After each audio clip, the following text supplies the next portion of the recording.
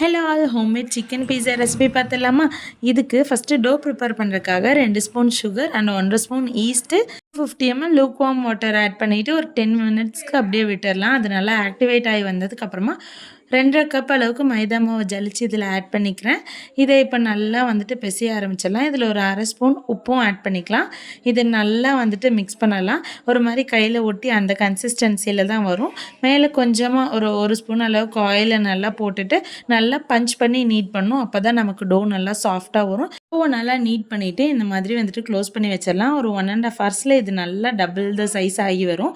அதுக்குள்ளே நம்ம டாப்பிங்ஸ்லாம் ரெடி பண்ணிடலாம். நான் இன்றைக்கி capsicum, onion, sweet corn and chicken தான் எடுத்திருக்கேன். சீஸ்க்கு நான் இன்றைக்கி மோசரல்லா சீஸ் தான் நல்லா கிரேட் பண்ணி எடுத்திருக்கேன். இப்போ நம்மளோட டோ பார்த்துட்டிங்கன்னா நல்லா டபுள் த சைஸ் ஆகி வந்திருக்கும். அந்த டைமில் இந்த மாதிரி ஒரு பஞ்ச் கொடுத்துட்டு ரொம்ப சாஃப்டாக பிணைஞ்சு எடுத்துக்கலாம். ரொம்ப அழுத்தியெல்லாம் பசைய தேவையில்லை. இதில் சொல்லியிருக்கிற மெஷர்மெண்ட்க்கு எனக்கு 3 மீடியம் சைஸ் பீஸா கிடச்சிச்சு.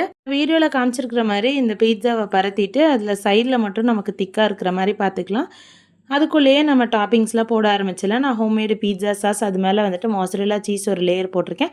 அது மேலே நம்ம toppings chicken, capsicum, onion, sweet corn, அது மேலே கொஞ்சமாக பெப்பர் ஆட் பண்ணியிருக்கேன். என்கிட்ட சில்லி ஃப்ளேக்ஸ் இல்லாதனால அவங்கக்கிட்ட அந்த ஆரிகனோ அதெல்லாம் இருந்துச்சுன்னா கூட ஆட் பண்ணிக்கலாம். ரொம்ப ஸ்மெல் நல்லாயிருக்கும். அது மேலே மறுபடியும் ஒரு லேயர் ஆஃப் சீஸ் போட்டுட்டு 230 டிகிரியில் 10 மினிட்ஸ்க்கு ப்ரீ ஹீட் ஆன அவனில் வச்சு ஒரு 15 to 20 மினிட்ஸ் பேக் பண்ணி எடுத்தோன்னா நம்மளோட பீட்சா சூப்பராக ரெடி ஆயிரும். இந்த ரெசிபியை நீங்களும் ட்ரை பண்ணி பாருங்கள். நெக்ஸ்ட் வீடியோவில் பார்க்கலாம். பாய்.